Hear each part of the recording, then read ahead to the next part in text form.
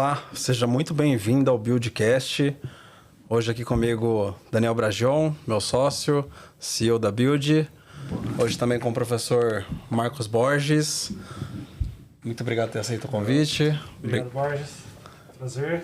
Obrigado, Daniel, por mais uma aqui. Vamos lá. O professor trouxe a colinha aqui. São muitas atribuições. Engenheiro de sistemas com mais de 35 anos de carreira, longa jornada já. Atuou como analista da 3M, gerente de projetos no CPQD. Muita experiência em consultoria estratégica e gestão de projetos nas empresas Johnson & Johnson, Danone, Raizen e startups. Foi fundador de iniciativas de educação empreendedora, consultoria empresarial. Desde 2006 é professor da Unicamp e atualmente é presidente da Univesp, que é a maior universidade do Brasil, certo? Pública do Brasil, ok.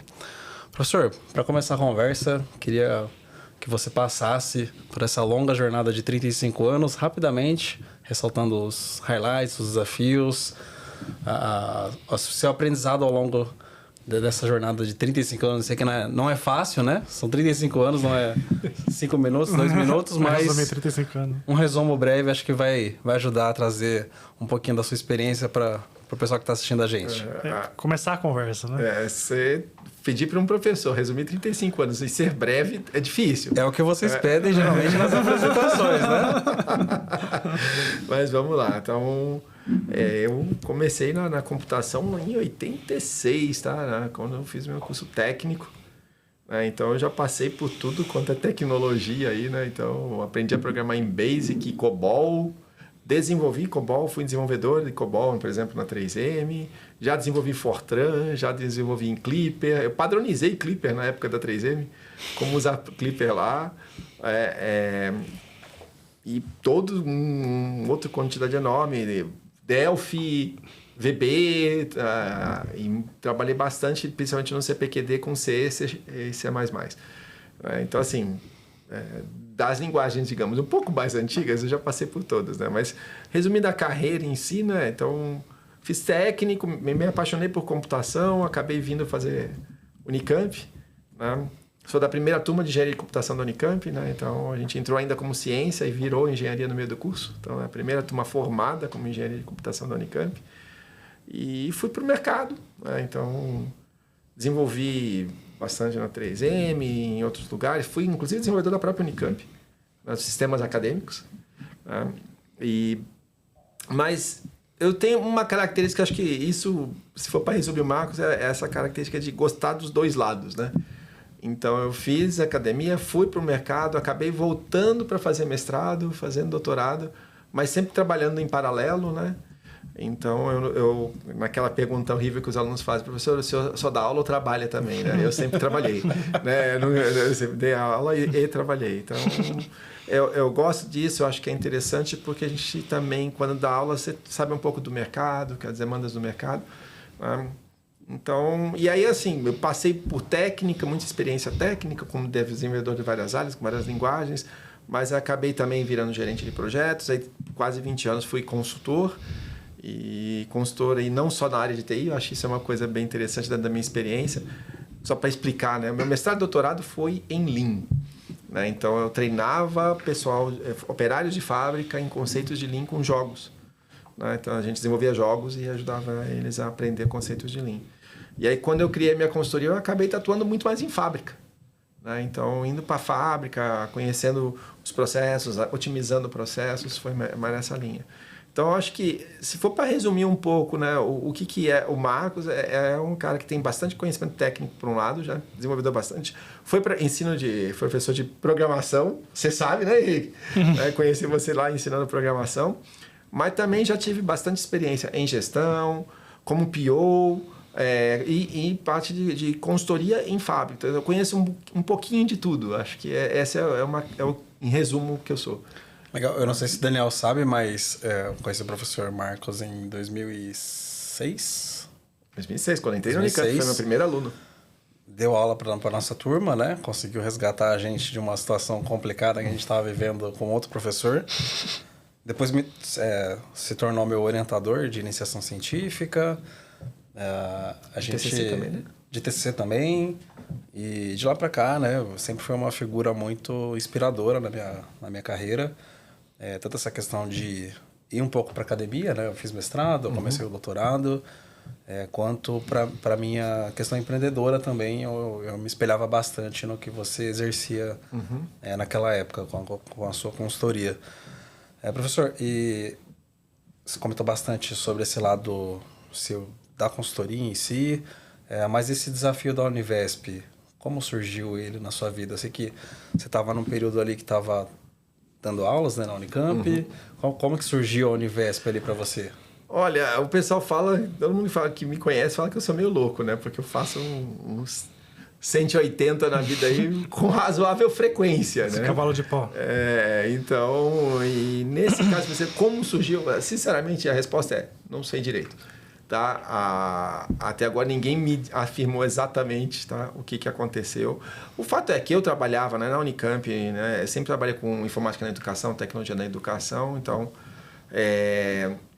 eu tenho algumas suspeitas de quem colocou meu nome lá como um possível nome, tá? Mas assim, quando surgiu isso, acho que em janeiro, né, o primeiro contato falando, me manda um currículo de uma página, né, para a Univesp, eu falei, lista tríplice, imagina, governo, né? Vai pegar alguém que é político. Né?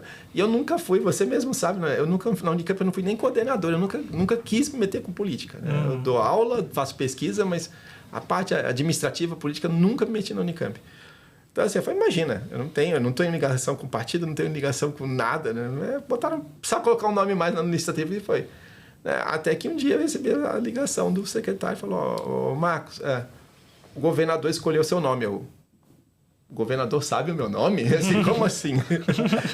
E fui. É tão simples quanto isso. Não é um plano, não tinha. Estava muito feliz como peão numa fintech, mas o fato de a possibilidade de você liderar uma universidade como a Univesp... Vai ter responsabilidade, né? Eu tenho que ir. Muita gente fala, mas Marcos, você está bem, você está trabalhando. Eu falo, não, essa experiência eu tenho que ter, eu não posso negar. E tô lá. Foi assim, surgiu desse jeito. E Marcos, fala para quem está ouvindo a gente um pouquinho sobre a Univesp. Eu mesmo não tinha tantos detalhes. Explica um pouquinho a instituição, o porte de vocês, o foco e o momento talvez atual, os desafios. A Univesp é uma universidade jovem, né? A universidade pública do estado de São Paulo. Né? Então, a gente tem 13 anos. Ao longo desses anos, a gente foi aprendendo a trabalhar 100% para EAD, para ensino à distância. Tá? Então, todos os nossos cursos são à distância. Né? E com essa busca de oferecer a oportunidade de pessoas estudarem, pessoas que não conseguiram estudar. Então, de realmente buscar inclusão. E é por isso que a Univesp hoje, a gente está em 380 municípios, tem Univesp em municípios com menos de 1.000 habitantes. Tá? Então, como que a gente faz isso? Né? A gente tem a nossa sede, eu falo rapidinho dela daqui a pouco, mas a gente tem parceria com 380 municípios diferentes, que eles oferecem um polo, né? Um espaço onde o aluno pode ir lá fazer provas, pode ir lá se reunir para fazer trabalho, inclusive o aluno mais carente que precisar pode ir lá para usar a internet, para ver as aulas e tal. Tá? Então, EAD, mas vocês têm estruturas locais nos municípios. Isso, até a princípio no Brasil, por lei, provas tem que ser presencial mesmo por EAD. Então a gente tem, mas a gente não tem só para prova. Nossos polos eles ficam abertos lá todo dia, 8 horas por dia, disponível para aluno que quiser. A gente acabou inclusive de formar uma aluna, curiosamente, né? É muito interessante isso, né? Ver as grandes universidades, que ela nunca teve internet, ela não tem celular, ela não tem computador, mas ela se formou na Univesp porque ela ia no polo todo dia como se fosse uma faculdade presencial e assistir. Então assim, e aí quais cursos que a gente tem, né? Desde mais ou menos há uns 6, 7 anos se estabilizou esse conjunto de cursos que a gente divide em eixos. Tem um eixo da educação, que a gente forma licenciados em matemática, licenciados em português e pedagogos. Né? Então, realmente formando para a escola. A Univesp está lá no seu estatuto que ela foi criada para formar professores. Né? A gente tem um eixo de computação, que tem ciência de dados, engenharia de computação e tecnologia da informação, que é um curso de 3 anos. A gente, não vou dar spoiler aqui, mas vai ter curso novo aí. Né? Tem um tema que você já deve até imaginar qual é, que a gente tem que ter curso, a gente vai ter curso. Tá? E a gente tem um eixo aí de administração, que tem um curso de administração, engenharia de produção e um tecnólogo em processos gerenciais. Todo ano a gente abre, desde 22, 25 mil vagas no vestibular e completa todas. O que mostra que existe interesse das pessoas estudarem. Né? Então, num momento que quando a gente conversa, mesmo nas universidades públicas de ponta, cursos de engenharia está sobrando aluno. Está sobrando vaga, não consegue completar. O Univesp completa suas 25 mil vagas. A gente completa, há 4 anos que a gente completa. E quem é o nosso aluno? É um aluno muito diferente do normal, do presencial. Tá? Mais de 70% tem mais de 30 anos. Tá? Algo como 70% também tem uma renda familiar de até 3 salários mínimos. Também nessa faixa de 70%, não tem ninguém na família que já tenha nível superior. A primeira pessoa da família tem nível superior. Tá? Então, realmente, é um perfil muito diferente. Nós somos a segunda maior universidade do Brasil em PCDs. Né? E por que isso? Porque o fato de a gente ter aulas gravadas, né, e com uma estrutura bem interessante, né? Eu estava até comentando aqui antes, né, que nosso estúdio é na TV Cultura. Tá? É gravado por profissionais da TV Cultura. Que legal. Né? Então, editado por profissionais da TV Cultura. E depois de gravado, a gente passa todas as nossas aulas para a área de inclusão da TV Cultura. Então, todas as nossas aulas saem com libras, com legenda e audiodescrição. Tá? Então, pessoas cegas conseguem estudar, pessoas surdas conseguem estudar. Tá? Então, tem toda... Aí é por isso que a gente também consegue captar muitos alunos aí, PCD, por essa característica, né? Que a gente realmente oferece inclusão. É uma produção muito profissional do conteúdo, com essa preocupação de PCDs também. Sim, sim. Eu acho que é muito importante, né? Sempre como liderança, você tem que ir lá pro Gemba, como a gente dizia, então tem que conhecer, né? E aí, no ano passado, eu me propus a gravar uma disciplina que é a disciplina inicial da Univesp para todos os nossos alunos, que é uma disciplina de pensamento computacional. E eu vivi na pele isso, né? De como realmente a gente sabe fazer isso. Então, por exemplo, você está gravando, aí você fala, você pode ver aqui, aí corta, aqui não. O cego não sabe onde é aqui. Né? Então, você precisa falar, acima, esquerda, direita, acima, abaixo. Né? Então, e mesmo isso tem que tomar cuidado, porque senão pode perder o sentido. Uhum. Né? Então, esse tipo de coisa, a gente tem lá toda uma equipe de apoio que garante que a gente vai preparar uma aula que realmente seja compreensível para todo esse público. Caramba, que legal. Uhum. E com relação aos professores, ao corpo docente, como que eles são preparados para exercer essa capilaridade que a Univesp tem? Ou não sei se existe um treinamento específico para uma aula EAD? Como é que é esse trabalho com os professores? Na verdade, eu acho que isso é uma coisa interessante, já que a gente está esclarecendo aqui. A área do EAD, quando um EAD profissional, né, depende do caso, aí tem coisas diferentes, mas a nossa é muito mais complexo, tá? Porque muita gente fala, mas quantos alunos por professor? E isso leva às vezes uma ideia de que o EAD tem muito pouco professor. Tá? É que quando eu vou dar aula na Unicamp, sou eu e Deus, né? Eu e os 100 alunos na frente. Eu preparo a aula, eu preparo a prova, eu corrijo a prova. Né? Quando a gente fala da Univesp, a gente tem um corpo interno docente pequeno, né? Na ordem de 20 professores, cuja função é principalmente acompanhar, ser coordenador de curso, desenhar os cursos, desenhar os programas e verificar se as coisas estão funcionando bem. Essa é a nossa equipe de professores internos. A gente tem um grupo que a gente chama de supervisores, né, que eles são responsáveis por acompanhar as disciplinas. Então, eu estou oferecendo uma disciplina. Então, tem um supervisor lá para cada turma para cada disciplina, acompanhando essa disciplina para ver como é que ela está acontecendo agora. Né? E, às vezes, eles também acompanham as gravações. A gente tem os professores conteudistas, que são professores que a gente contrata. Tá? Por exemplo, muitas das nossas aulas são de professores da USP, da Unicamp. A gente contrata um professor para gravar uma disciplina de cálculo. Tá? E é muito interessante porque todas as nossas aulas são 100% gratuitas, estão lá no YouTube. Tá? Tem aulas de física com 100 mil visualizações. Né? Você fala, aula de física com 100 mil, não é youtuber fazendo coisas... Não, é uma aula de física. Tá? Então, a gente consegue levar esse conhecimento para muito longe. E o conteúdo é público mesmo.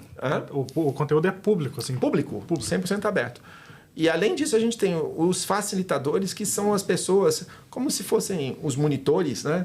Lá na graduação, né? Que hoje se chama de mediador também, a terminologia, mas são alunos de mestrado e doutorado das universidades públicas de São Paulo. Esse sim, cada um deles acompanha uma turma. Então, eu pego lá um doutorando do Instituto de Computação da Unicamp e ele fica acompanhando os alunos que fazem computação. Uma disciplina específica. Ele está lá no chat, ele está acompanhando as dúvidas. Né? Só para você ter uma ideia, Henrique, a gente está só desse mediadores, grupo de mediadores, né? Alunos de mestrado e doutorado das públicas de São Paulo, a gente tem 1.500. 1.500. Então, 1.500 alunos de mestrado e doutorado com bolsa nossa, bolsa padrão CAPES aí, tá? Que continuam fazendo mestrado e doutorado, então a gente até ajuda eles também a conseguir terminar, porque eles não têm bolsa lá, muitas vezes, né? E faz uma especialização com a gente, e a prática, uma especialização em EAD, a prática da especialização em EAD é justamente atuar como... Legal. Com nossos intermediário entre o aluno e o professor, né? E 1.500 é pouco se a gente for considerar a quantidade de alunos, né? Porque são, no total hoje... 90 mil. 90 mil. Para 1.500 dá mais ou menos 60. Para cada uma turma de 60, 70 tem um mediador ali. Os números incríveis, né? E roda muito num formato escalável, né? A gente estava comentando isso, de funcionários Univesp, são mais ou menos 100 pessoas? Pouco mais, 100, 120. É muito escalável, né? Exato. Uma estrutura enxuta, fazendo um impacto gigantesco, né? Mas faz com um desenho muito inteligente, né? Então, Sim. O que foi colocado, né? Então, todo o nosso time todas as nossas ferramentas de TI são software as a service, então a gente tem os fornecedores garantindo que eles estão funcionando, né? Então, os conteudistas são professores que a gente contrata das melhores universidades, os mediadores são alunos, né, das universidades. Então, a gente pega o professor Varran Gopian, que é o secretário de Ciência, Tecnologia e Inovação de São Paulo, ele sempre fala isso, a Univesp, ela está ali em cima de uma estrutura e ela funciona muito bem porque ela explora muito bem essa estrutura, né? Então, ela explora um bom sentido aqui, né? Ela aproveita os alunos de mestrado e doutorado que estão aqui disponíveis, que podem nos apoiar, ela aproveita os professores das grandes universidades, ela trabalha junto com a TV Cultura, né, para ter uma produção bastante profissional. Então, na verdade, a gente não tem equipe interna, mas a gente tem uma rede de parceiros bastante significativa. Então, por maior que sejam as outras universidades, estúdios do padrão da TV Cultura, só a gente tem. Né? Bem legal.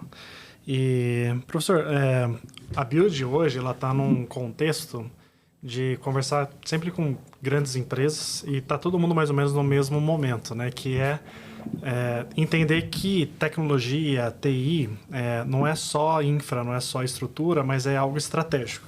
Então, assim, poxa, como que eu consigo utilizar o que tem hoje disponível de tecnologia? E eu acho que a AI trouxe, né, um pouco mais essa conscientização, né, esse senso de urgência para garantir eficiência, escalabilidade do meu negócio, controle, governança, redução de custos, novas receitas. Então, está todo mundo preocupando como consegue utilizar a tecnologia de maneira estratégica, né?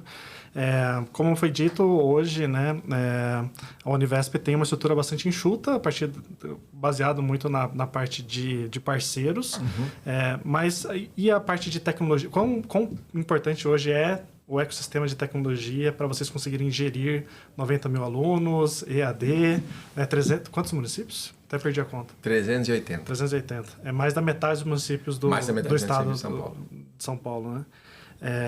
E você comentou, estou vendo a minha colinha aqui, que AI é um assunto importante para a operação de vocês também em 2025, né? Então, o que vocês estão pensando em relação a isso? Ou para 26, enfim. O que a tecnologia representa hoje para a Univesp, né? Não, Univesp é tecnologia, né? Sem dúvida nenhuma. A gente só existe porque todas as nossas aulas estão no ambiente virtual, né? Nossos conteúdos, biblioteca virtual, tudo é virtual. Tudo na gente é virtual, tudo ele né, usando tecnologia. A gente tem uma preocupação em ter uma tecnologia sempre a melhor possível, muito acessível, então com todos os padrões de acessibilidade, etc. Mas, especificamente, AI, né, é algo que a gente precisa explorar. Tá? Então, hoje a gente usa, mas usa aquela coisa de eu vou ajudar a gerar um texto aqui, alguém usa lá, mas não tem um uso intensivo ainda, tá? E esse é o meu mote, tá? 26 vai ser o ano da IA. A gente vai ter que começar a usar a fundo. Tá? E por quê? Não é porque está na onda, não é, é porque se a gente quer conseguir melhorar a educação da Univesp, mas educação no modo geral, né? Como pesquisador de educação, tem que usar IA. Né? Então, assim, com a IA eu vou conseguir... O nosso aluno, como eu falei, é um aluno muito humilde que trabalha. Então, quando você pega lá e acompanha que horas que o nosso aluno está estudando, ele está estudando no sábado, ele está estudando no domingo, ele está estudando de madrugada. Então, por mais que eu tenha 1.500 mediadores, eles não estão lá na hora que meu aluno vai ter uma dúvida para fazer um exercício. Perfeito. Tá?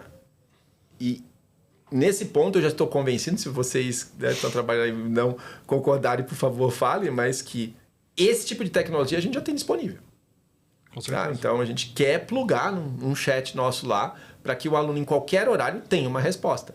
Depois vai ser avaliada, né? Pode ser complementada por uma pessoa, mas a gente não pode prescindir de dar uma resposta para o nosso aluno se ele estiver estudando sábado às 3 da manhã, tem que ter uma resposta, tem que ter alguém para ajudar ele. Tá? Então, isso para mim é uma das coisas, tá? Mas tem várias outras coisas. Isso eu posso falar, o governo do São Paulo está estudando, né, uma ação muito grande, chama Hub, o Hub de IA, né, bancado pela FAPESP, e a Univesp está nesse pacote, está nesse desenho. E eu acho que uma função muito nobre. Tá? A ideia, a participação da Univesp nesse Hub seria para fazer letramento digital.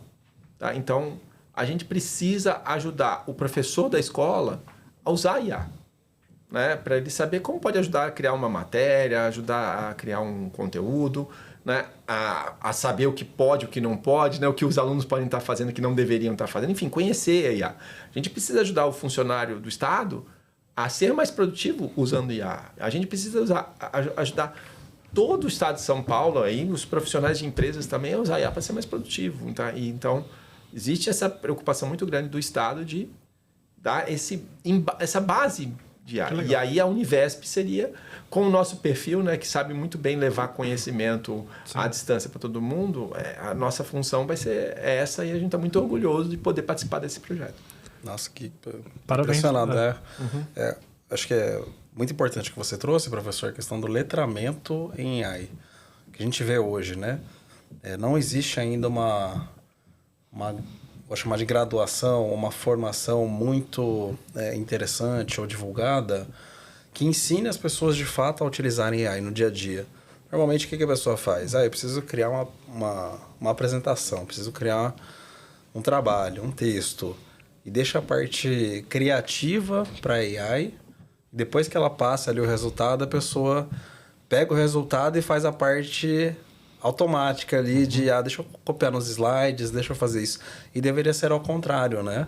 A gente deveria manter ainda a propriedade intelectual usando a AI mais como ferramenta para automatizar algumas tarefas nossas do que como uma ferramenta de criatividade. Então, eu acredito que esse letramento em AI é fundamental, tanto na parte funcional da Univesp, para os professores, funcionários, aprenderem a utilizar a AI para trabalhar melhor, para ter melhor performance, quanto para os próprios alunos conseguirem também aprenderem mais e utilizarem como ferramenta no dia a dia. Eu acho que o que você trouxe da matéria de pensamento computacional já é um baita golaço, né? São poucas universidades que trazem isso no primeiro semestre como base para todos os cursos, né? Então, talvez aí tenha uma disciplina de AI logo para o primeiro semestre, para o pessoal já aprender a usar. Vai estar junto no letramento, né? Na verdade, está. Já tá, então, já. nessa que a gente gravou, é bem inicial, né? Uma disciplina de um bimestre, né? E a gente faz para todos, tá? Todos. Então, o pessoal de pedagogia faz, o pessoal de administração faz, tá? Todos fazem essa disciplina. Então, uma das aulas, uma das semanas ali, eu reservei para falar de IA. Tá? Então, muito mais como usuário, mas pelo menos para ele saber o que existe. O que existe de geração de texto, de geração de imagem, geração de música, enfim, várias ferramentas diferentes, dando uma visão do que é e como eles podem usar. Tá? Isso é uma coisa que a gente já colocou ali, pelo menos para ter uma noção. E sabe, os alunos que estão se formando agora não fizeram essa disciplina, mas a gente já tinha pensamento computacional. E a Univesp, você tem que passar o dia inteiro, se você for estudar, no computador, tudo é virtual. Um feedback que a gente teve numa formatura muito interessante foi o que uma aluna falou para mim. Na minha cidade, a prefeitura está preferindo contratar gente da Univesp, os professores. porque os professores da universidade já sabem trabalhar com tecnologia. Tá? Porque você faz 4 anos de um curso em cima de um computador. Você mexe com tecnologia. E, infelizmente, né, nas formações presenciais, no Brasil, acho que é um dos grandes críticas que eu tenho à questão da educação. A gente forma professores com conhecimento praticamente nenhum em tecnologia. No mundo de hoje, o professor que mal sabe usar um Word. Né? Então, a Univesp não. Eles passam 4 anos e isso dá para eles uma habilidade de trabalhar com computador muito maior. Bem legal. Perfeito. Eu acho que vale uma parabenização, né? Porque de vocês estarem não só abertos, mas priorizando o tema de AI como algo fundamental para a eficiência, para a qualidade do trabalho de vocês. Uhum. E a parabenização é porque muitas vezes a gente enxerga que o movimento natural é de resistência, né? Então, assim, surgiu algo muito novo, deixa eu esperar acalmar e depois a gente vê o que acontece, né? A gente teve a oportunidade de conversar com alguns professores também aqui no podcast e foi muito legal, porque eles trouxeram um exemplo do que foi o smartphone, né? Então, assim, quando surgiu o smartphone nas salas de aula, era assim, cara, e agora? Assim, todo mundo tem um negócio na mão, né, que tem internet e está no meio da aula usando, e aí qual foi a reação? Vamos proibir. Então, assim, na sala de aula ninguém podia usar o celular, né? Então, a reação natural é ninguém mexe. Até a gente descobrir o que é isso aqui, ninguém pode mexer. E aí, depois isso começa a virar algo assim, cara, não tem como, né? Então, assim, virou uma ferramenta. Assim, ninguém vive mais, né? Faz parte da mão do usuário isso aqui, né? E aí você começa a entender como criar soluções mobile, como utilizar isso a favor, né? Então, a gente vê, muitas vezes, que AI, em alguns casos, acontece essa reação de não pode, completamente proibido, né? Assim, né?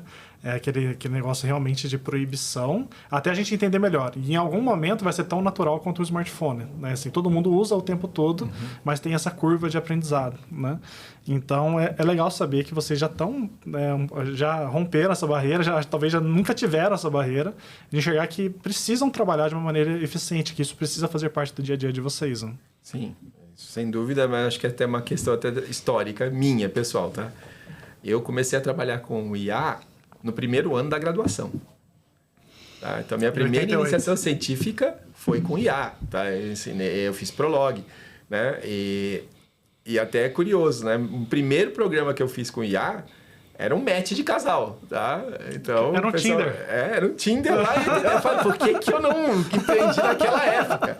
Tá? Eu fazia isso. Tá? Eu lembro que teve uma feirinha lá na Unicamp, né? E deu um auê o meu sistema. Né? Se eu cadastrar aqui, ele dava match. Tá? Isso lá em 90. Né? E trabalhei com mestrado e doutorado trabalhando com IA. Não sei se fui seu professor, mas eu dei IA no início da minha carreira ali na FT. E lá para 2010, eu falei, gente, esse negócio de IA não vai decolar nunca. Eu parei de trabalhar com IA. Eu parei na hora errada, né? Assim, depois de 30 anos assistindo, eu falei, esse negócio, a promessa de decolar não está decolando, eu desisti.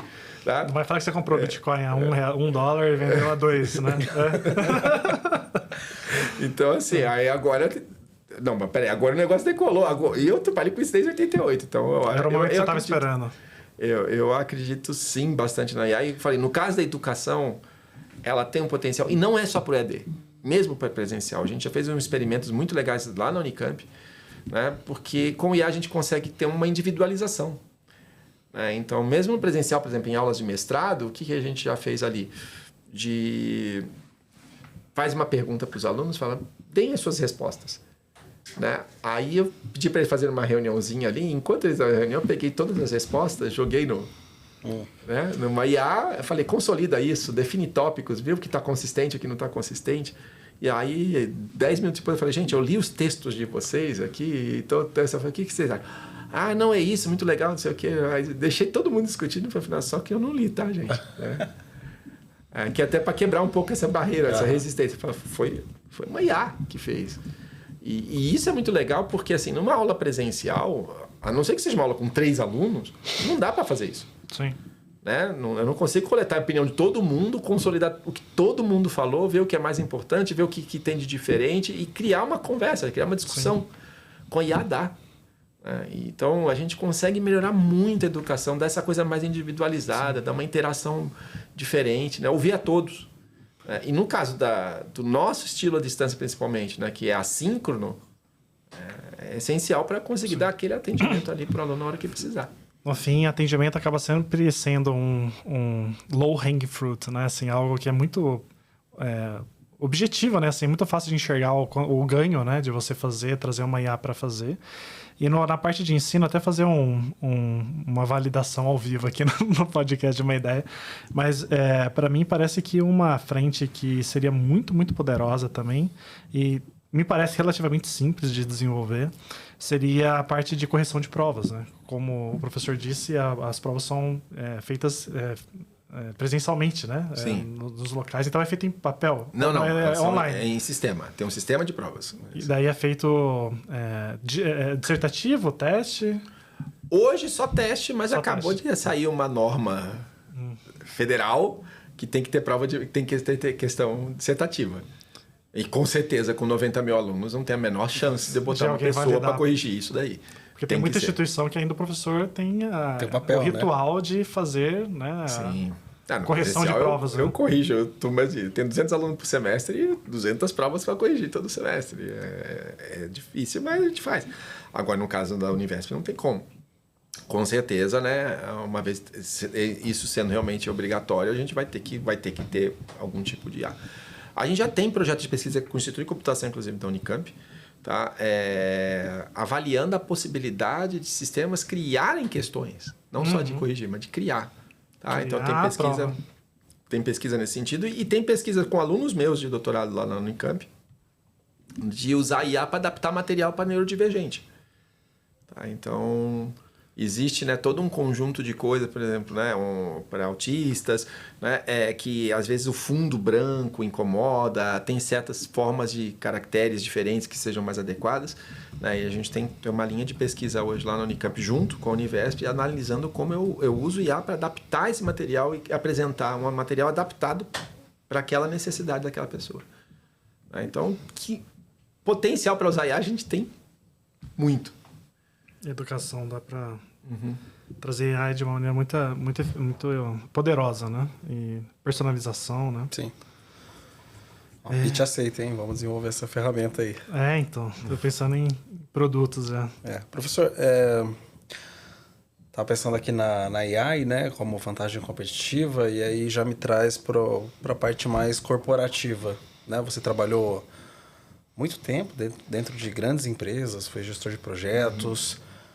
Como que você vê um movimento de transformação digital que até está um pouco clichê já, mas poucas empresas conseguiram fazer com maestria, mas as que fizeram estão até pivotando um pouco do seu próprio negócio, se tornando mais uma empresa tech do que uma empresa do setor original dela. Como que você vê esse movimento e essa maturidade das poucas que conseguiram fazer isso? Eu vou dar um passo atrás, Henrique. Vamos falar do nosso país. Tá? Então, a gente fala muito, por exemplo, de indústria 4.0, tecnologia, IoT, Big Data. E quando a gente vai... E o Brasil, se você olhar a proporção da indústria na PIB do Brasil, ela diminui desde JK. Desde JK. Tá? Então, a proporção de indústria no Brasil, lá no Juscelino Kubitschek, era maior do que é hoje, mas que assim, cai desde então. Né? Então, e aí, como eu fui muito tempo consultor em indústrias e muitas dos meus clientes, né, como consultor, eram empresas brasileiras, na hora que você vai falar em indústria 4.0, eles olham pra gente e cara, esquece, eu não tô nem na 3, e não tá mesmo. Tá? Porque a indústria 3.0 parte da premissa que você minimamente tem todos os sistemas de controle. Um ERP, um CRM. E elas não chegaram lá. Não chegaram lá. A maior parte das coisas ainda é feito ou é papel ou em planilha. Tá? Então, se você pedir onde está um estoque, ninguém consegue levantar imediatamente, sabe? Coisas desse nível. Então, assim, se a gente não acelerar esse processo muito rapidamente, se a gente já está perdendo indústria desde JK, a gente vai perder muito mais rápido. Não vai sobrar nenhuma. Então, a gente precisa começar a correr atrás realmente da revolução tecnológica. Isso eu estou falando, nem IA, né? Vamos começar implantando um sistema de um ERP. Vamos fazer o feijão com arroz primeiro. Tá, assim, vamos começar a contratar, né, um sistema de gestão de projeto, de fábrica, gestão de estoque, tá? Então, assim, e aí a gente vem para a indústria 4.0, vem, né, para conseguir automatizar processos, enfim. né? E depois disso é que vem a IA. Né? Então, assim, mas sem dúvida nenhuma, se a gente, no mundo de hoje, a empresa que não for conseguir aplicar a IA, ela vai ficar muito para trás. Né? A produtividade é absurdamente diferente. Né? Então, quando você fala lá de um gestor, né? Quando você pega os melhores pesquisadores, por exemplo, de gestão de projetos, né? O que eles estão fazendo com o IA hoje, você fala... Né? Não tem mais um cara lá controlando o cronograma. Né? Tem uma IA que gera todas as questões, acompanha tudo online. Né? Então, assim... Você tem que, lógico, ter o conceito aqui, mas se você não aproveitar isso, você vai ficar muito pouco competitivo, né? Você vai ficar muito custoso. E só, de novo, né, trazendo a minha experiência, uma das coisas que eu falei para vocês que eu fui consultor de indústria, né? Muito mais da indústria. Só que eu sou um cara de TI, com muito orgulho de ser um cara de TI. E uma das coisas que mais me incomodava como consultor de indústria é que, normalmente, a área que segura a tecnologia nas indústrias é a TI. Tá? Então, a fábrica fala, eu queria implantar IoT, a indústria não dá, a TI não dá. Eu queria um sistema que fazia, a TI não dá. Né? Então, assim, ou por a TI... que existe essa resistência? A TI virou burocrática. A maior parte, principalmente nas indústrias menores, né? A TI virou quase que um departamento de pessoal, um RH, sabe? Um administrativo. Tá sempre defensiva, né? Assim, estão sempre devendo, tem bug, tem isso e aquilo, não dá tempo de pensar em nada. Aí eles seguram a tecnologia. Se casulam, não aceitam mais nada. É assim, tudo vai. Isso não dá. Eu conheço uma empresa que o cara da fábrica implementou um sistema. A TI falou que não dá, ele foi lá e implementou. Ele fez o sistema e... Share então assim, né? Então, já que não... Então, assim, é muito importante que as empresas entendam isso, mas as TIs também entendem. Porque, sinceramente, ter uma TI para manter o servidor no ar, né? E fazer backup... No mundo da IA, não faz o menor sentido, né? A TI, eu brinco, a TI adora automatizar todo mundo, né? Mas ela precisa olhar o que ela faz com os outros e fazer consigo mesmo, né? Então, porque eu conheço áreas de TI que 90% do tempo deles estão fazendo backup, ou estão fazendo, sabe? Você fala, cara, automatiza esse processo, né? E eles têm que começar a olhar para fora, eles têm que começar a olhar para a IA, como eles vão usar a IA para transformar essas empresas, né, em techs, porque no final das contas só vai sobrar tech, né? Então, se não for tech, não vai sobreviver nesse mundo. Esse é um assunto que a gente gosta muito, né? Que é que a gente fala de movimento de maturidade digital. Uhum. E o professor foi muito assertivo, né? Dizendo que são 2 desafios, né? Um é o próprio CIO, a liderança de tecnologia, a TI das empresas, começarem a entender que o escopo delas é muito maior do que manter servidor funcionando e banco com backup, né? Então, entender a responsabilidade deles garantir o futuro da empresa quando a gente fala de eficiência, né? Automação de processos, digitalização, AI, enfim, né? Entender a importância deles. E não tem como isso não andar junto também com a conscientização da liderança da empresa, de entender que a TI tem essa responsabilidade, porque não adianta a TI entender isso, mas ela não ter orçamento, não ter verba para viabilizar, porque esse movimento inevitavelmente demanda investimento, demanda capital, né? Porque o perfil da equipe de TI que sustenta banco de dados não é o perfil da TI que vai implementar AI, né? Que vai desenvolver sistemas. Então, é algo que a gente vive, né? Assim, praticamente diariamente, essa conversa sobre maturidade digital. E existe uma pesquisa que chama ITDBR, né? O Índice de Transformação Digital do Brasil, que ela é patrocinada pela PwC junto com a Fundação Dom Cabral. E eles têm toda uma metodologia, analisam diversas esferas das empresas para definir o índice de transformação digital. E é engraçado ver o quão baixo é o índice de transformação digital no Brasil, né? É muito, muito baixo. E eu sempre reflito, né, nessa informação mediante alguns questionamentos que a gente recebia como empreendedor. É engraçado que quando a gente empreende... poucas pessoas trazem boas ideias, né? Tá todo mundo sempre querendo questionar ou falar assim, cara, será que vai dar certo mesmo? Será que você tá no caminho, né? Então, e eu sempre ouvi assim, Daniel, mas, cara, você não acha que você tá num oceano vermelho, né? Porque, assim, o que mais tem no Brasil é a empresa que desenvolve sistemas, né? E obviamente, né, muito da nossa entrega final são sistemas de inovação, mas a gente enxerga muitas vezes que a Build acaba sendo uma alavanca de mudança cultural, né? Então, quando a gente entra com o objetivo de ajudar a área de tecnologia a ouvir o negócio entender as dores e desenvolver tecnologia, né, a fim de mexer os ponteiros do negócio, isso acaba sendo muitas vezes uma mudança de transformação cultural, de mudança de mindset da empresa, né, até da alta liderança. E quando eu olho o índice de transformação digital, que eu acho que é muito o que o professor está falando, eu enxergo um oceano azul, na verdade, né? Porque, assim, o Brasil está muito atrasado, né? Então, assim, se a gente for entender que tem muita empresa que ainda acha que a TI é servidor e banco de dados, né? E ERP, quando tem ERP, a gente vai ter um oceano azul gigante pela frente ainda. Tem muita gente que nem começou esse processo, né? E foi o que você viveu na prática na indústria, né? A indústria brasileira, em especial a empresa familiar, que é a base da indústria brasileira, né? Tá muito atrás, tá muito atrás. Eles não chegaram nem na 4.0, quanto mais na IA. Mas eles precisam, porque assim, o mundo hoje, se você não usar isso, você vai ficar tão pouco competitivo que você não vai mais sobreviver. Então, e eu entendo, né, que é a função, né? Hoje, né, antes você falava software house, né? Na verdade, né, vocês, né, e todos os concorrentes de vocês, né, você fala oceano vermelho, não é oceano vermelho, né? Porque a grande função de vocês não é software. É entender problemas e entender como a tecnologia pode resolver problemas. Exato. Eu ando puxando muito a orelha dos meus alunos isso. Eu falo, o que mais eu me incomodei nessas experiências de consultoria é ver o cara de TI preocupado com a TI. Sabe? É ir numa fábrica, não vou falar aqui a área para não, né? Mas sei lá, uma fábrica de automóveis, essa não foi o caso, tá? Mas, né? E ir pro cara de TI perguntar, como é que você faz isso? Vai falar, eu não gosto de ir na fábrica. Eu ouvi isso do time de TI de uma fábrica. Eu adoro trabalhar aqui, eu só não gosto de ir na fábrica. Eu falei, cara, desculpa.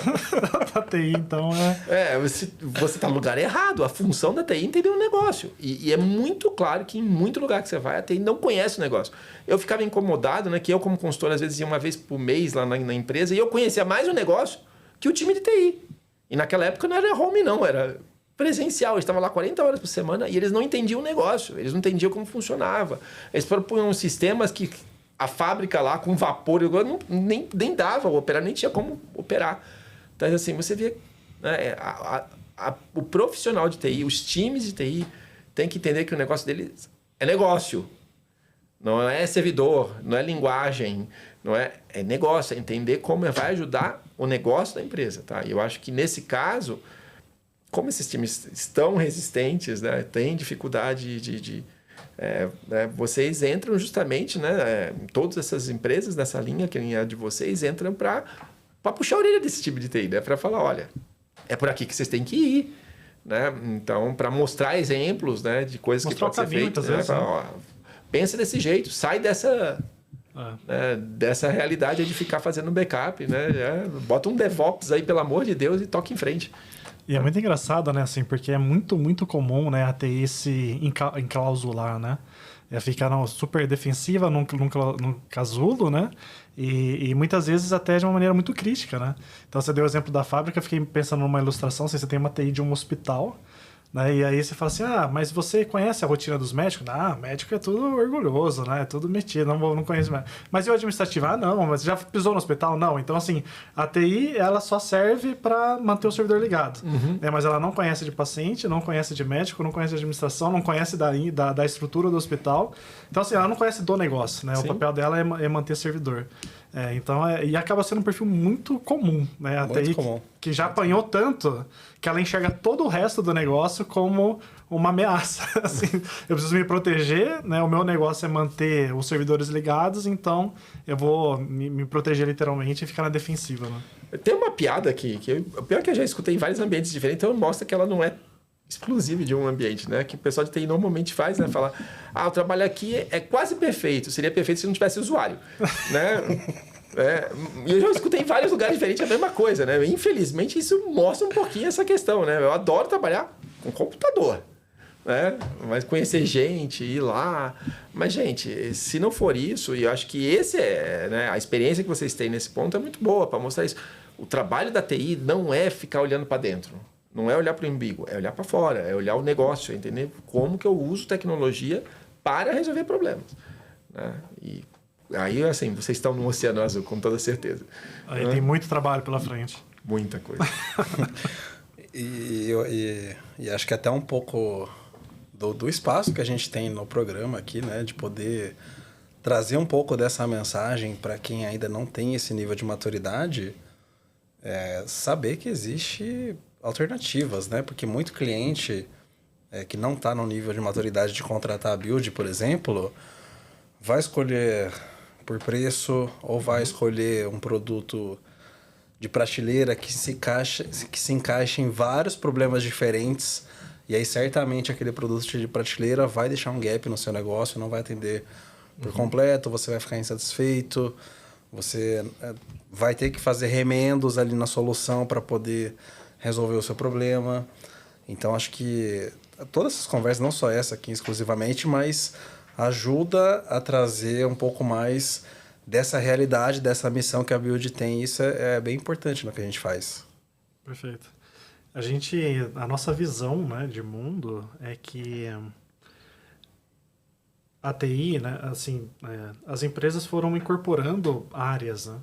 Então, antes você tinha lá o DP, o departamento pessoal, e daí isso transformou para recursos humanos. De repente, não posso falar mais de recurso, porque recurso é máquina. E agora tem um departamento de pessoas, né? Então, área de people, né? Que é o nome da nossa. Aí você vai criando vários departamentos e você tem o departamento da TI que nasceu com essa visão de infraestrutura, né? De manter a empresa viva. De core, né? O core, né? E aí a gente acredita muito que vai ser inevitável que as empresas construam, né, um braço da TI, ou eventualmente um outro departamento, mas desenvolvam uma habilidade que é desenvolvimento de tecnologia, né? Então, não é só manter a infra de tecnologia funcionando, mas é desenvolver e implantar novas tecnologias em prol do futuro do negócio, né? E isso é muito novo, né? E é muito desafiador. Então, a gente dá risada, enfim, porque acaba sendo, né, às vezes até um pouco cômico, mas é uma luta muito grande, né? Assim, no dia a dia ali, né, é um desafio muito grande. Mas existem caminhos, né? Assim, existe uma solução, tem como começar pequeno, tem como defender. Hoje a gente fala muito que o maior desafio da TI é defender ROI, né? Então, quando a gente fala de inovação, inclusive é algo que tem sido muito dito para IA. O hype, né, a curva, né, de adoção de novas tecnologias, ela acaba caindo, e no caso da IA ela está caindo por questionamentos de ROI. Então, assim, tá todo mundo fazendo um monte de IA que não funciona, não gera resultado, e tá só gastando dinheiro. Por pressão pura pressão, Pura né? pressão. Pura espontânea pressão. E aí, na hora que a TI começa a ser questionada por ROI, aí o hype começa a desaquecer um pouquinho, até a galera fala, não, agora eu preciso fazer, né, algo que realmente dê resultado. Então, a TI ela vai ser cobrada por isso, e fazer isso é muito desafiador, né? Mas aí, assim, existem caminhos, né? A gente entende que é difícil, e um dos caminhos que a gente entende, e daí é a nossa visão de futuro, é que a TI vai ter que se desenvolver, né? Para ter um time multidisciplinar capaz de implantar novas tecnologias, desenvolver novas tecnologias dentro de casa. Então, um pouco da visão que a gente tem é que, no futuro, toda empresa, de certa forma, será de tecnologia, né? Então, o que a gente viu em algumas indústrias, né, como a Ambev, a gente sempre usa a Ambev como exemplo. A Ambev tem hoje mais de 6 mil devs, né, desenvolvedores de software. Eles dizem que ser uma cervejaria já não representa, né, o que é a Ambev. Então, a gente entende que, no futuro, assim, as empresas que estiverem vivas vão falar a mesma coisa, né? Hoje não é só sobre isso, é tecnologia, né? A tecnologia vai virar core das empresas de alguma maneira, né? Sem dúvida, né? E, na verdade, né, já em muitos casos, né? Então, a Nike tem uma fábrica de tênis, né? Então, a cada dia mais a fábrica é commodity, tá? Então, se você não conseguir agregar valor com tecnologia em cima do que você fabrica, você vai ser engolido, você vai vender uma coisa com pouquíssimo valor agregado. Agora, você falou que assim, hoje em dia, né, para quem é um pouquinho mais velho aqui que nem eu, é engraçado como as coisas são em ciclos. Tá? Quando eu estava lá em processamento de dados, aliás, você falou, né, processamento de dados, essa era a ideia de TI, né? Processar dados. Fazendo processamento de dados lá, eu lembro do meu professor falando, isso é 86, tá? Ele falava lá, olha, você pegar um processo ruim e automatizar, só vai ficar um processo ruim mais rápido. Essa frase poderia ser dita hoje. Então, assim, você tem que olhar o negócio, entender, melhorar o processo, e aí sim você usa TI. Eu sempre falo isso para os alunos. Quem tem a melhor competência para entender processo, mapear processo? TI. O profissional de TI aprendeu a mapear processo. E a gente não deveria ficar focado na tecnologia. A gente tem que, a gente tem que olhar o processo da empresa, repensar o processo da empresa e pensar como a tecnologia vai ajudar. Mas não dá para automatizar coisa ruim, né? Então você tem que melhorar o processo. E no caso, botar um processo ruim. Tem 15 burocracias, tem carimbo, não sei o quê. Botar uma IA para carimbar. Pelo amor de Deus, né? Vamos rever esse processo, vamos requestionar o processo. A IA tem que ser ferramenta. Sim. Perfeito. Né? Eu sempre lembro do Elon Musk, né, quando falam disso, porque ele fala que quando ele entra para reestruturar uma empresa, faz parte do processo dele a eliminação de processo, né? Então ele faz sempre ciclos, assim, qual processo foi eliminado, porque o maior erro é você querer ganhar eficiência num processo que não deveria existir, né? Então, é muito forte isso, né? Professor, uma dúvida. Eu sei que você ministra aulas de empreendedorismo na Unicamp, né? Já participei, inclusive, de algumas sessões lá com seus alunos. Mas eu acho que é uma fronteira, uma barreira que muita empresa grande ainda tem. Dá para começar pequeno um desafio de inovação digital? Dá para pensar em MVP?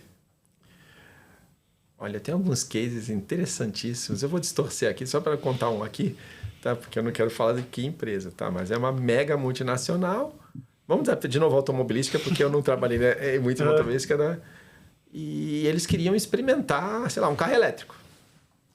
Tá? Só que, regra da matriz, eles não podem fabricar nenhum carro que não for pelo menos 100 mil unidades por mês, né? E eles não podem vender nada que não tem pelo menos 10% de lucro por mês.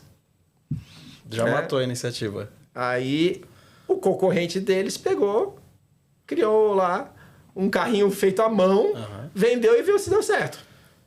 Né? E aí, quando eles olharam, já tinham perdido no mercado. Tá? Isso é caso real, tá? Não era de automóvel, mas é um caso real. Tá?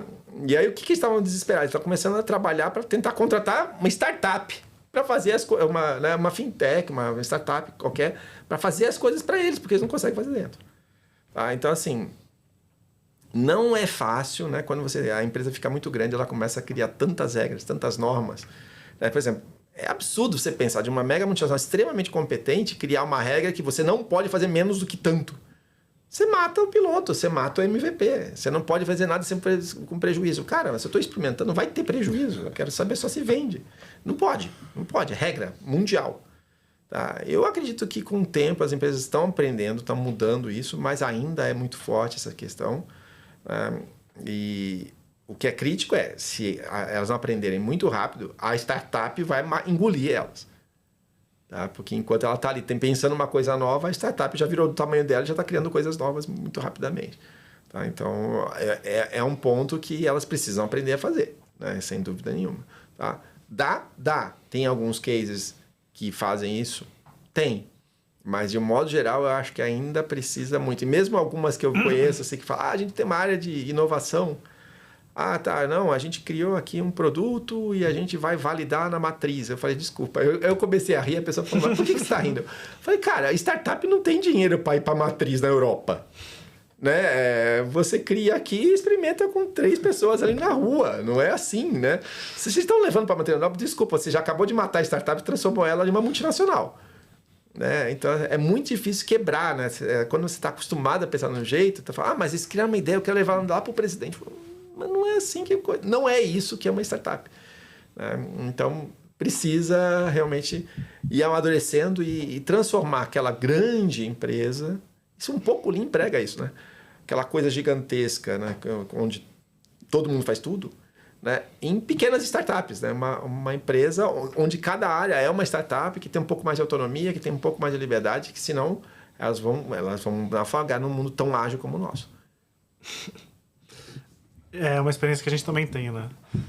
E é engraçado que são poucas empresas que conseguem se movimentar de forma estratégica, mas a maioria se movimenta na pressão, né? Então, a Build acredita muito em metodologia ágil de desenvolvimento, e isso parte da premissa de que o backlog, né, o que vai ser feito é vivo, né? A gente está aprendendo o tempo todo, e qualquer tipo de premissa de que a gente sabe exatamente o que o usuário quer, que vão saber explicar corretamente, que eu vou conseguir entender tudo para colocar num contrato e desenhar 6 meses de projeto e vai ser bem executado, a gente aprendeu a duras penas que não, não funciona na prática, né? Então, e isso não é uma regra para tudo. Então, desenvolver um RP com certeza tem que ser escopo fechado, waterfall, metodologia cascata, né? Mas fazer um produto de inovação, uma startup, né? Tem que envolver piloto e aprendizado, né? Então, ciclos de aprendizado. E a gente teve experiência de... Pessoal, preciso desenvolver isso, é um produto de inovação, e a gente falou, tudo bem, vamos fazer um projeto metodologia ágil, aprendizado, né, pouco tempo para evoluir, e na hora que chegou no jurídico, falou assim, cadê o escopo? Eu falei, não, mas não tem escopo. A gente tem 3 meses para desenvolver o produto, a gente sabe o que precisa ser feito, agora como vai ser feito, a gente não tem. Eu falei, não, então não tem como. E aí, assim, a gente acabou conseguindo a oportunidade porque a gente foi os únicos malucos que toparam fazer o projeto. E aí o jurídico teve que aceitar, né? Então veio uma pressão de cima e falou, não, tu fecha. E aí a gente acabou habilitando o primeiro projeto escopo aberto da empresa, né? Então é essa questão, né? Às vezes o movimento vem pela pressão, porque a burocracia mata, né? Então, a pessoa só vai se mover, né? Só vai eliminar a burocracia na hora que não tem outra forma, né? E só um ponto aqui, né? Que é deixar um incômodo aqui, né? A gente tá falando da privada, tá? Para mim, se tem uma área que precisa melhorar muito no Brasil, é a área pública. E aí as próprias leis de licitação não deixam fazer escopo aberto. Não deixa. Então eu sempre discuto isso. Gente, assim, o mundo inteiro está indo para lá e a lei não me permite. Né? A área pública do Brasil é extremamente ineficiente e a gente não consegue ser eficiente porque a lei não nos permite ser eficientes. A lei nos bloqueia. Esse é um ponto que acho que em algum momento, né, alguém do Congresso precisa começar a discutir isso. Tá? Porque as nossas leis para a área pública nos obrigam a ser cada dia mais ineficientes. Forte. Uhum. Professor, a gente está chegando nos últimos minutinhos aqui. Henrique, tem alguma última pergunta aí? Bom, eu só ia fazer uma observação do tema anterior. É que muitas empresas que já nasceram digitais, eu gosto muito do case do Nubank, que é emblemático, né? Nasceu digital, no comecinho lá, a estratégia de marketing super de guerrilha, né? Indicação, e aí você trava numa fila de espera, aquilo criou um movimento, algo que ninguém sabia o que se tornaria, e hoje bate pau a pau com os grandes bancões do Brasil, né? E daí aqui que a gente vê os bancões fazendo de contrapartida já de poucos anos para cá, criando suas próprias startups. Então o Bradesco tem a dele, o Itaú tem a dele, para tentar correr um pouquinho atrás do prejuízo. E daí o movimento que a gente vê muito, que a gente apoia os nossos clientes, é não ficar no prejuízo. Começar esse movimento de inovação enquanto é tempo.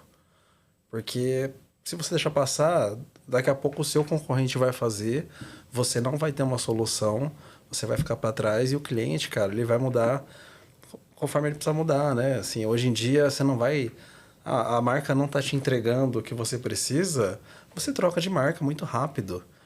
Então, a gente apoia muito nossos clientes nesse sentido. Eu acho que é importante que os diretores, os gerentes, a liderança das empresas estejam muito conectados com esse movimento digital.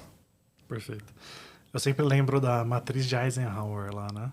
Que é o importante versus urgente. Uhum. A estratégia ela está no quadrante 2, que é o importante não urgente. Sim. Porque se você está fazendo algo que é importante, mas já virou urgente, você não está sendo inteligente, você está sendo reativo, na verdade, né? Tá correndo atrás, né? Você já virou urgente, você não está sendo inteligente, você já perdeu o bonde, né? Já passou, né? Você fazer algo importante enquanto não é urgente é ser estratégico, né? Você ser inteligente, prever movimentos e conseguir realmente criar diferencial, né? Uhum. E é desafiador, né? Então, acho que muito da nossa missão é ajudar as empresas a conseguirem ser estratégicas, né? Entender que tecnologia pode mexer, vai garantir o futuro das empresas, pode ganhar eficiência, né? Redução de custo, novas receitas, diferencial competitivo, que vai garantir o futuro delas e que tem um caminho, né? E muitas vezes não precisa de caminhões de dinheiro, né? A gente tem como começar isso de uma maneira pequena. Exatamente, começar devagar com MVP e o produto digital em si, ele é só a consequência, né? Um resultado que é mais palpável, mas toda a estratégia, a cultura, a governança, o movimento em si, a gente ajuda o nosso cliente a criar. Então, eu acho que é importante que empresas que não estão conectadas ainda com isso, que elas criem esse senso de urgência. Perfeito. Faz sentido, professor? Claro. Não tenho nem o que A comentar Univesp é um muito. baita case de inovação, né? Eu acho que tá na frente de muita universidade que ainda não, infelizmente, ainda não se conectou com isso. Exato. Mas, assim, o mundo de hoje... E a gente tá falando do mundo de hoje, na verdade, a IA tá chegando, né? Tá chegando. Ainda tem muito... Assim, né? Dá tempo, teoricamente, Ainda tem muita coisa. Você tá fazendo muito... Cara, assim, o progresso é tão rápido que a gente não tem ideia do que vai ser. Eu sempre falo, se você sabe o que vai estar daqui a um ano, você está errado. Ninguém tem ideia de como vai estar daqui a um ano. Né? Então, assim, a gente tem que acompanhar isso, tem que preparar para isso e tem que aproveitar, tem que surfar essa onda. Né? Então, ou a gente surfa ou é o tsunami em cima da gente. É uma das duas. Então, qualquer empresa, qualquer... universidade, né? Tem que entender que está acontecendo esse processo, está vindo aí, ou a gente surfa ou a gente é engolido. Né? E principalmente entender, né? Como eu já comentei aqui, né? A IA não é fim, a IA é meio. Então, a área de TI lá que quer mostrar serviço fala, eu implantei IA. Tá? Eu já tive algumas coisas desse tipo, um aluno fala, professor, eu implantei Kanban. Né, que eu dava curso de Lean, né? Eu falei, tá, e o que você ganhou? Ele, como assim? Eu falei, implantar Kanban não quer dizer nada. Melhorou o custo? Melhorou o prazo ou melhorou a qualidade? Se nenhum dos três melhorou, cara, desculpa. Não serviu para nada. Não serviu para nada. É o mesmo para IA, né? A gente tem que olhar para IA como eu vou usar essa IA para tornar minha empresa melhor. Senão, né, é só hype. É custo... Né? É custo que depois alguém vai chegar para a empresa e vai falar, por que você está gastando esse dinheiro? Né? Muito legal. Eu não tinha parado para pensar, mas tô pensando aqui, a gente fala muito de onda, né?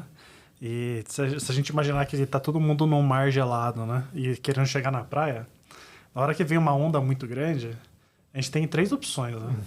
Ou a gente fica parado e toma um caldo, né? e morre afogado.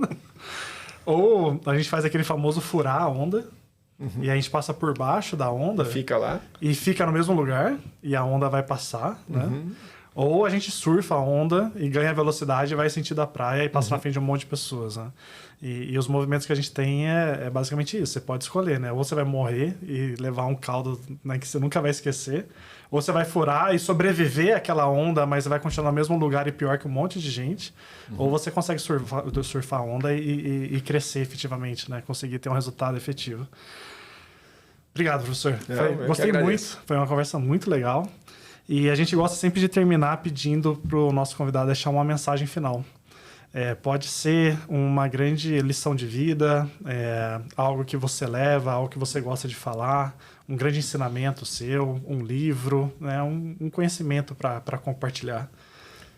Olha, eu vou fazer aqui uma diferente de uma coisa que eu vi hoje. E eu acho que no Brasil, ainda mais com alguns influencers, alguma coisa falando besteira por aí às vezes, né? As pessoas às vezes perdem um pouco a noção, principalmente os mais jovens, tá? Saiu uma pesquisa do quanto que o brasileiro ganha de acordo com o ensino dele. Tá? E provado, de novo, mais uma vez, né? O brasileiro que tem nível superior ganha 2 vezes mais do que tem nível médio, que ganha 2 vezes mais que não tem nível médio. Tá? Assim, então, eu tenho muito orgulho de ser professor, né, de estar na Unicamp há 20 anos, de agora estar liderando aí uma universidade com 90 mil alunos extremamente carentes que precisam da gente. Então, a lição é, estudem. Né? Então, acho que a melhor forma, principalmente para quem é humilde, de mudar de vida, é estudar. Estudar de verdade, é aprender, ralar, né, acreditar que o esforço vai fazer a pena. Aliás, nesse ponto, né, às vezes a pessoa fala, mas eu vou usar IA para passar. Cara, não vai servir para nada, né? Porque você só aprende com esforço. Né? Então, eu acho que se tem um esforço que vale a pena é estudar, sempre aprender para realmente, né, para ter um futuro melhor. Show de bola. Muito legal. Muito bom. Obrigado, professor. Foi um grande Obrigado, prazer. professor. Gostei muito da conversa. Aprendi bastante. Obrigado, professor. Acho que dá até pra gente marcar uma próxima aí. Pessoal, obrigado para vocês que ficaram conosco até aqui. Espero que tenham gostado tanto que a gente gostou, né? Foi realmente uma oportunidade única. E deixem comentários, né, do que vocês gostaram mais, contribuam com a discussão e até uma próxima. Grande abraço. Obrigado. Tchau.